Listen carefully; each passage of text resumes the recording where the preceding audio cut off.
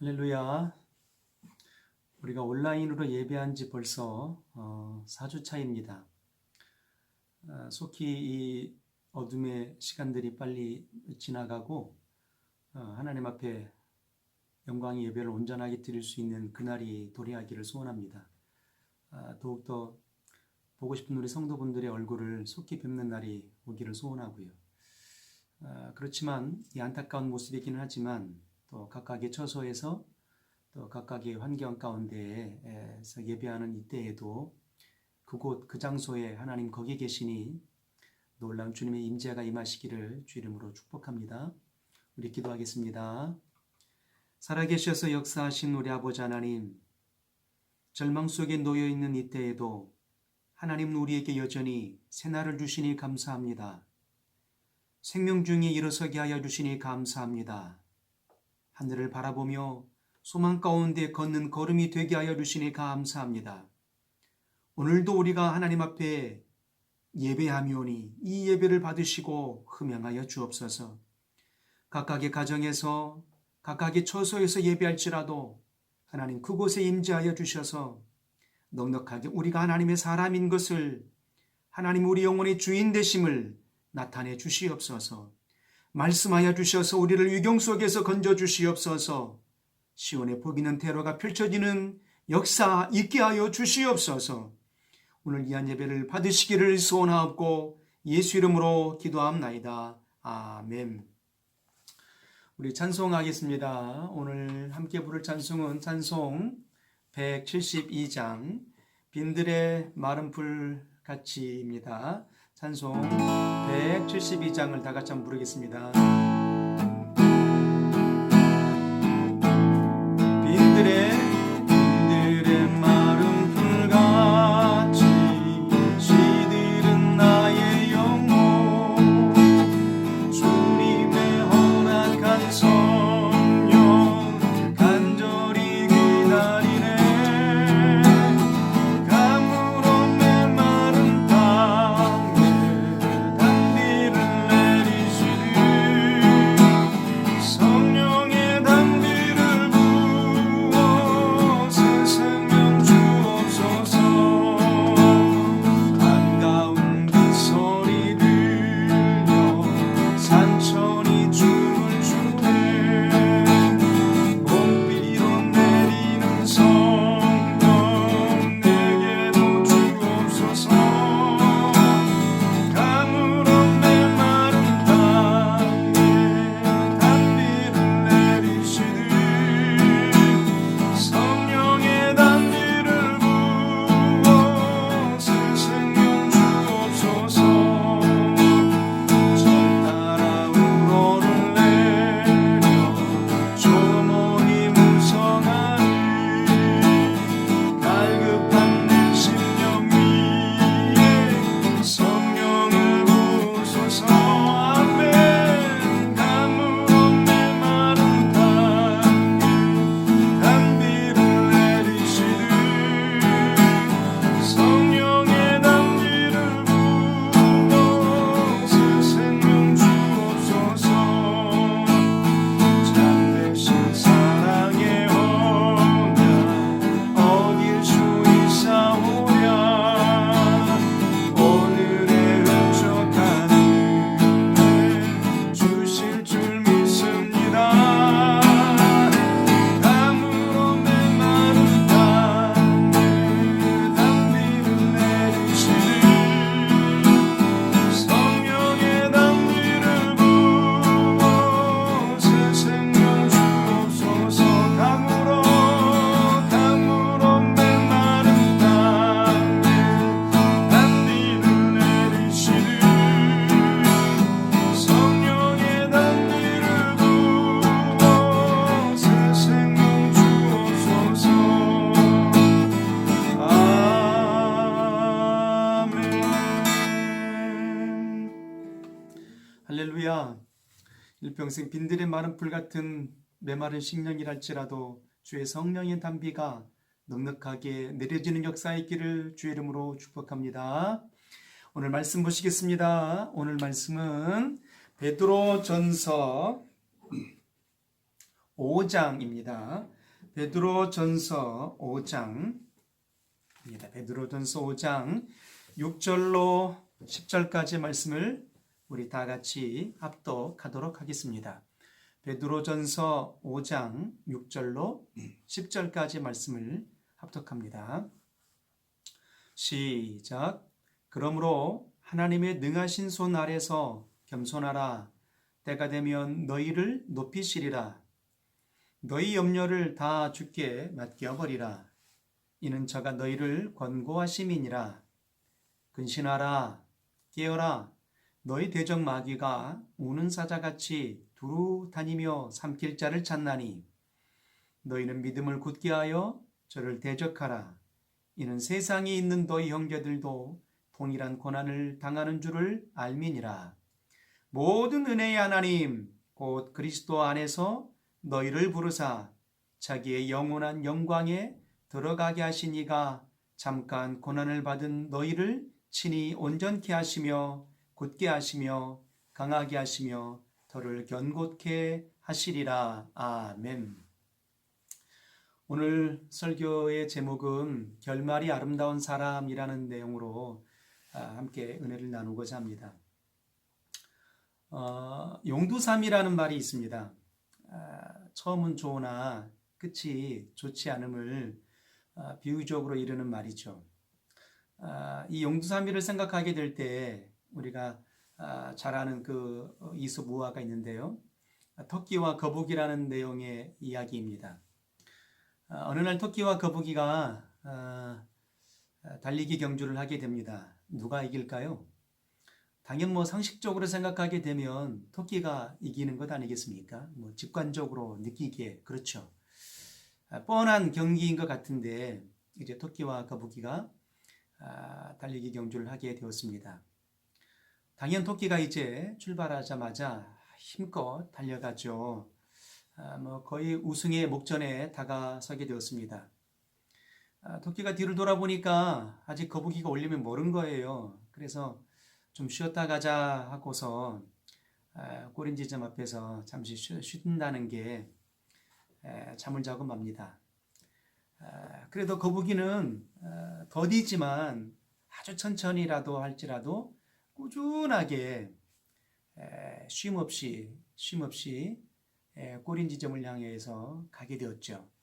그리고 드디어 토끼가 자고 있는 그 지점을 지나서 꼴이 된 것입니다. 누가 이긴 것입니까?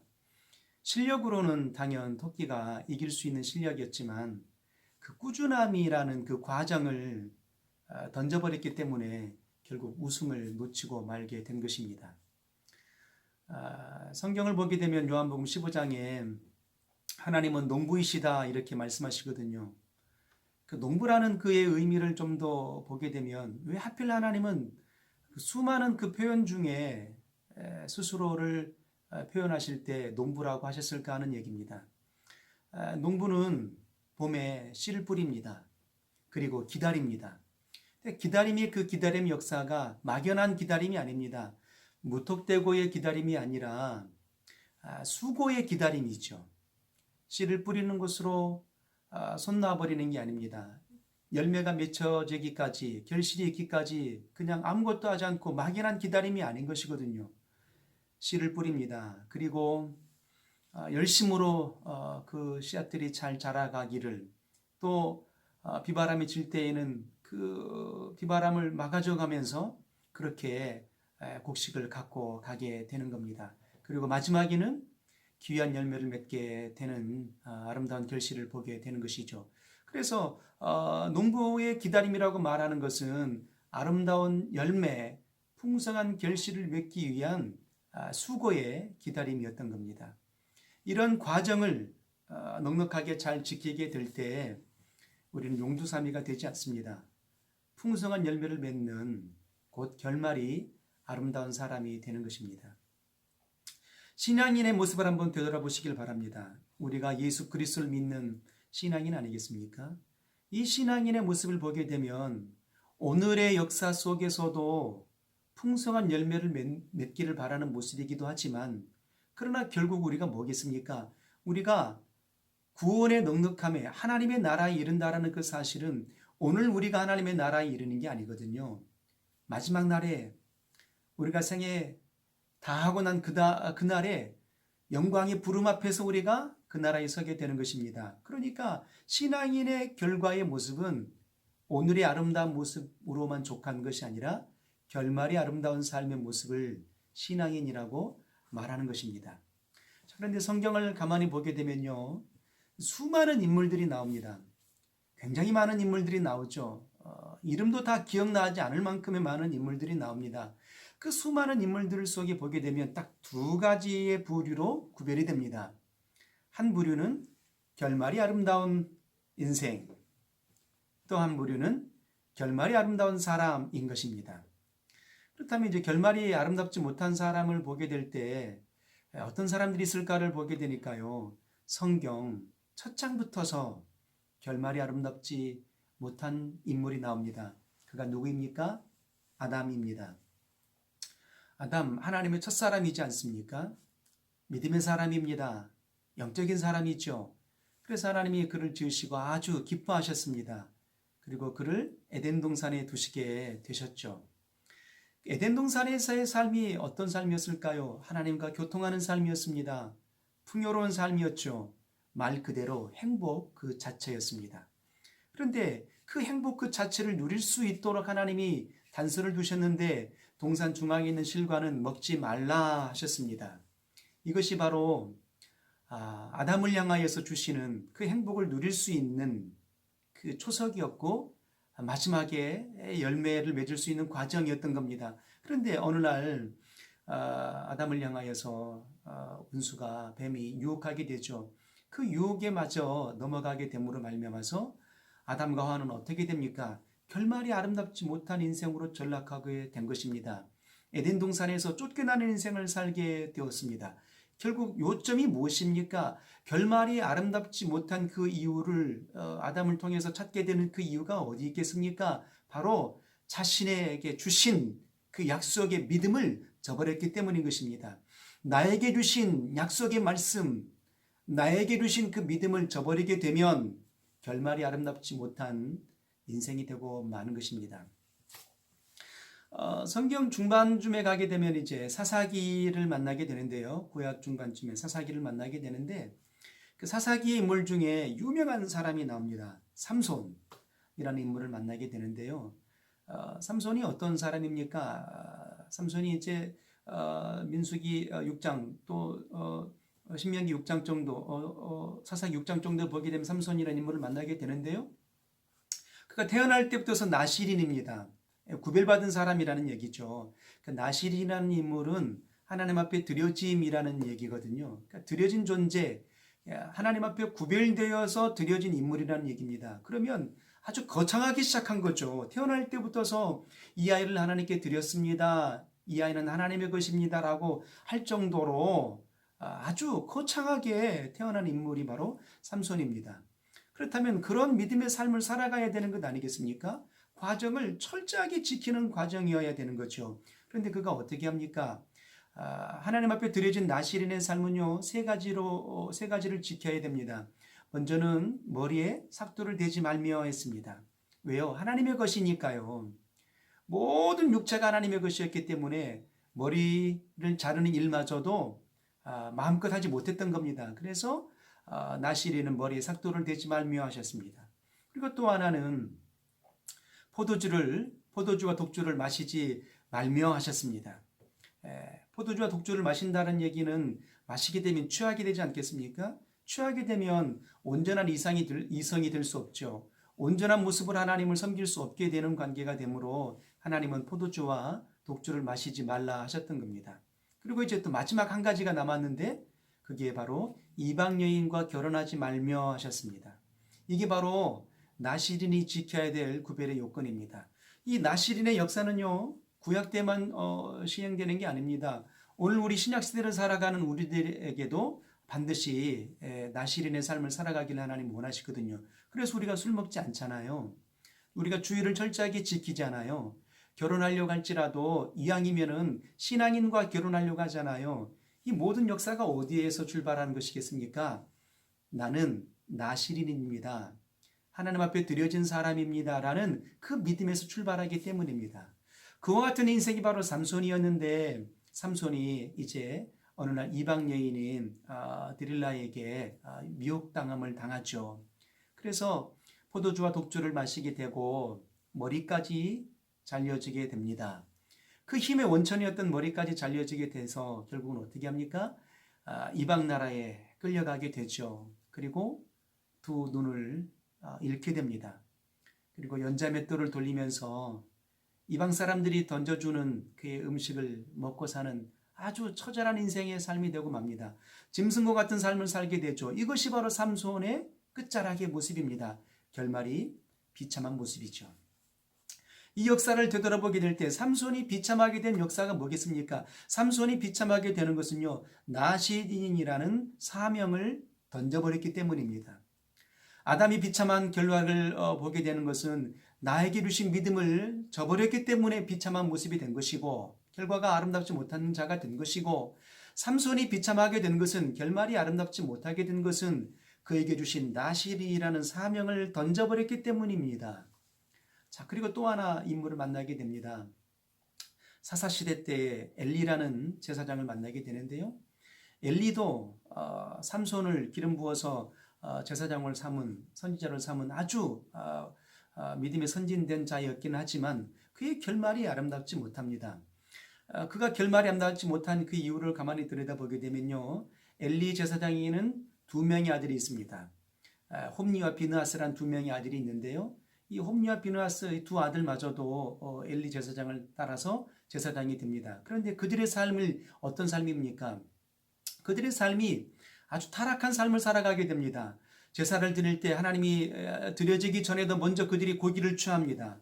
그리고 하나님을 섬기는 그 제사를 드리는 여인들을 향하여서 겁탈하기도 합니다. 그러니까 아주 타락의 극치를 달려가는 삶을 살아가게 되죠. 자, 그런데 엘리 제사장이 이 두 아들의 타락을 방관합니다. 내버려 두죠. 그래서 결국은 어떻게 됩니까? 그 블레셋과의 전투 속에 홈니와 비느하스가 법궤를 가지고 가는데 법궤마저도 빼앗겨 버리고 맙니다. 그리고 실패하게 되죠. 그리고 그들이 그 블레셋과의 전투 속에서 홈니와 비느하스 두 아들이 죽습니다. 이 소식을 접하게 될 때 엘리 제사장이 의자에 앉아 있다가 너무 충격이어서 그만 의자에서 떨어져서 죽고 말게 됩니다. 아주 비참한 죽음을 경험하게 되는 거죠. 결과가 뭐겠습니까? 왜 엘리 제사장이 그의 끝자락이 아름답지 못했을까 하는 것인데 그의 이후의 중심은 자손의 타락을 방관했기 때문인 것입니다. 자, 그러면 다시 한번 유추해 볼까요? 아담이라는 인생이 결과가 아름답지 못했던 이유가 뭐겠습니까? 나에게 주신 그 믿음의 중심을 던져버렸다라는 것이죠. 삼손이 결과가 아름답지 못했던 이유, 결말이 아름답지 못했던 이유가 어디 있었겠습니까?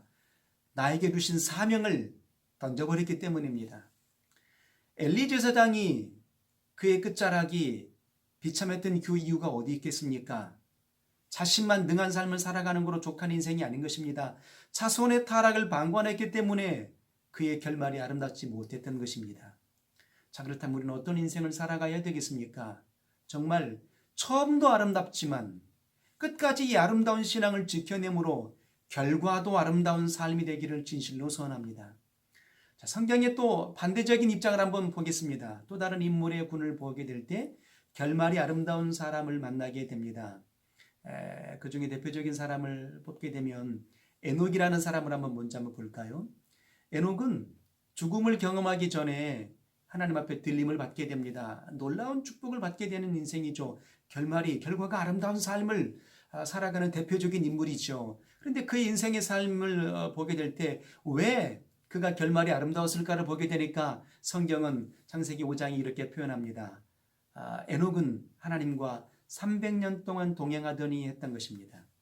그 동행의 삶이라는 그의 의미를 보게 될 때 그냥 같이 걸었다 이런 의미가 아니잖아요. 그냥 함께 걸었다 이 정도가 아닌 것입니다. 마음을 나누었다라는 얘기입니다. 누구와요? 우리 하나님과 마음을 나누었던 인생이었던 겁니다. 언제까지요? 죽을 때까지 300년 동안 하나님과 마음을 나눈 인생이었습니다. 거룩한 사귐을 나눈 인생이었던 겁니다. 하나님과 친밀한 사귐을 끝까지 포기하지 않고 놓치지 않았던 겁니다. 300년 동안의 삶의 과정들을 볼 때 매일처럼 행복했을까요? 절대 그러지 않았을 겁니다. 매일처럼 즐거웠을까요? 결코 그렇지 않았을 겁니다. 굴곡진 여정이었을 거예요. 힘든 여정이었을 거라고요. 그렇지만 그는 하나님과 동행의 삶을 포기하지 않았던 겁니다. 슬플 때에도, 기쁠 때에도, 행복했을 때에도, 낙심스러웠을 그때에도 여전히 에녹은 하나님을 붙들었던 거죠. 하나님과 마음을 나눴던 겁니다. 기쁨도 나누었고 슬픔도 나누었던 겁니다. 그렇게 하나님과 친밀한 사귐의 교통의 역사의 삶을 여일하게 달려갔던 거죠. 그래서 하나님은 에녹을 내 친구라 하시고 그를 죽음을 경험하기 전에 하늘로 불러 일으켰던 것입니다. 얼마나 결말이 아름다운 인생입니까? 자, 그러면 또 우리 노아를 한번 볼까요? 노아의 인생의 모습을 한번 볼 때 하나님이 당대에 사람 지었음을 한탄하사 그들을 다 지면에서 쓸어버리시겠다 하셨습니다. 그때 성경이 표현하기를 노아 당시의 시대상을 말하는데 사람들이 먹고 마시며 시집가고 장가갔다 했습니다. 먹고 마시며 시집가고 장가들었다는 얘기는 열심히 살았다는 얘기입니다. 그런데 그 열심 속에 뭐가 빠졌습니까? 하나님을 향한 신뢰가 빠졌던 거죠. 하나님을 중심을 삼았던 그의 믿음의 역사가 빠져버렸던 겁니다. 그래서 하나님은 인생지음을 한탄하사 그들을 지면에서 쓸어버리시겠다 하셨던 겁니다. 자, 그런데 노아는 하나님의 명하심을 따라 물로 심판하시겠다 하셨던 그 말씀을 따라 그 역사의 내면에 방주를 지으라 하신 말씀을 따라서 열심으로 방주를 짓게 됩니다. 그러니까 노아가 하나님을 신뢰했던 그 믿음의 역사는 뭐겠습니까? 그는 비오지 않는 현실을 믿지 않았던 겁니다. 오직 하나님의 말씀을 믿었던 거죠. 하나님을 신뢰했던 겁니다. 그래서 비가 내리지 않는 그 역사의 모습들 속에서도 여전히 하나님을 신뢰함으로 방주를 지었던 겁니다. 그 역사 속에 노아는 구원함을 입습니다. 결과가 아름다운 거예요. 그의 가족도 결과가 아름다운 역사의 모습으로 남게 되고 구원함을 입게 된 것입니다. 무엇입니까? 노아가 구원받게 된 역사의 중심, 마지막에 아름다웠던 그 역사의 중심은 뭘까요? 하나님을 신뢰했기 때문입니다. 한 인물만 더 보도록 하겠습니다. 아브라함이라는 인물을 만나게 됩니다. 아브라함의 인물의 역사의 결과를 따라서 예수 그리스도가 이 땅에 오십니다. 오늘 우리가 신앙을 갖게 된 연유도 아브라함의 믿음 때문이라고 해도 과언이 아닙니다. 그래서 하나님은 아브라함을 내 친구라 하셨고 믿음의 조상이라고 하기까지도 라고 말씀해 주셨으니까요. 자, 그런데 아브라함의 모습을 한번 볼까요? 어찌 그의 결과가 아름다웠던 인생이 되었던 그 모습을 보게 되면요, 아브라함은 떠나라 할 때 떠납니다. 독자 이삭을 바치라 할 때 바칩니다. 그리고 소망 중에 기다립니다. 그러니까 일관된 순종의 모습을 보이는 겁니다. 일관된 희생을 보이는 겁니다. 다시 독자 이삭을 드리게 되면 다시 하나님이 주실 거라고 일관된 소망을 가졌던 겁니다. 변하지 않는 믿음, 변하지 않는 순종, 변하지 않는 일관된 소망을 간직했던 것이죠. 그 역사의 모습 속에 그는 하나님 앞에 믿음의 조상이라는 칭호를 얻게 되고 그의 씨를 통해서 예수 그리스도 이 땅에 오는 역사를 보게 되는 것입니다. 자, 오늘 우리가 베드로전서 성경 본문 5장을 보았습니다. 이 역사의 중심의 내용을 보게 되면요, 결말이 아름다운 사람이 되기를 소원하시는 주님의 마음을 표현하고 있습니다. 그래서 하나님 우리에게 결과가 아름다운 인생이 되기를 소원하며 역사의 말씀을 선포하고 계시는 거거든요. 자, 그렇다면 우리가 결말이 아름다운 인생, 곧 아름다운 열매를 맺는 인생이 되려면 어떻게 해야 되겠는가 하는 얘기입니다. 오늘 5장 7절에 이렇게 말씀하십니다. 여러분 잘 보시길 바랍니다. 우리가 끝자락이 아름다운 인생이 되려면 오늘도 아름답지만 내일도 아름답고 마지막 그날도 아름다운 삶이 되려면, 결말이 아름다운 신앙의 삶이 되려면 어떻게 될까요? 주님 우리에게 역사의 해결의 정답을 주십니다. 그 정답의 역사가 5장 7절에 나와 있습니다. 자, 한번 다 같이 한번 읽어볼까요? 시작. 너희 염려를 다 주께 맡겨버리라. 아멘. 무엇입니까? 염려를 다 주께 맡겨버리라는 얘기입니다. 오늘 주변에 코로나 때문에 인해서 얼마나 염려스러운 일들이 많습니까? 사업이 안 되고 사회도 어렵고 경제도 어렵고 모든 것이 어렵습니다. 그런데 내 힘으로는 안 되는 겁니다. 그런데 자꾸만 우리가 이 염려를 내가 짊어지려고 하고 있거든요. 주님 말씀하십니다. 수고하고 무거운 짐진 자들아 다 내게로 오라. 무엇입니까? 너희 염려를 나에게 맡겨 하는 거예요. 우리 모든 염려를 주님께 맡겨드리는 자가 되기를 소원합니다. 그때에 우리는 결말이 아름다운 인생이 되는 것입니다. 그리고 또 성경을 볼까요? 자, 우리 9절입니다. 5장 9절도 한번 읽어볼까요? 시작. 너희는 믿음을 굳게 하여 저를 대적하라. 아멘. 뭘 굳게 하라고 말씀하십니까? 믿음을 굳게 하라고 말씀하시는 거예요. 주변의 환경들은요, 우리를 모든 환경 속에 우리를 유혹합니다. 내가 본다 하니 죄 있다 하셨습니다. 성경은 그렇게까지 말합니다. 보는 모든 것이 우리에게 유혹하고 미혹하는 거리들이거든요. 두려움의 공포의 대상들이기도 합니다. 그때 하나님 어떻게 하라고 말씀하십니까? 믿음을 굳게 하라고 말씀하시는 겁니다. 세상에 흔들리지 말라는 거예요. 미혹에 요동하지 말라는 겁니다. 우는 사자가 너희를 삼킬 자를 찾나니라고 하셨을지라도 너희는 흔들리지 말라는 겁니다. 하나님은 세상보다 크신 분이십니다. 하나님은 그 어떤 것들보다도 능하신 분이십니다. 전능하신 하나님이시기 때문이죠. 그러므로 전능자 하나님을 의지함으로 우리의 믿음을 굳게 세울 수 있는 역사의 신앙인이 되기를 소원합니다. 그때에 우리는 결말이 아름다운 인생이 되는 겁니다. 그리고 마지막으로 성경이 이렇게 말씀하십니다. 오늘 본문에 지나서 말씀하신 얘기이긴 하지만 5장 12절에 이렇게 말씀하십니다. 5장 12절 끝자락에 이렇게 말씀하시죠. 이것이 하나님의 참된 은혜임을 증가하노니 너희는 이 은혜에 굳게 서라고 말씀하십니다. 은혜에 굳게 서라. 은혜에 굳게 산다는 의미가 뭘까요? 바로 하나님과 은혜에 연합하라는 거예요. 예수 안에 들어오라는 얘기입니다. 오직 은혜의 중심은 예수 그리스도이시잖아요. 그러니까 은혜에 굳게 서라고 말씀하시는 연유는 예수 안에 들어오라는 얘기입니다. 그 은혜를 붙잡으라는 얘기입니다.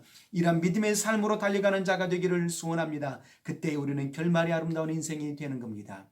나에게 주신 이 믿음을 저버리지 말아 주십시오. 나시린이라는 그 신앙의 사명을 던져버리지 마십시오.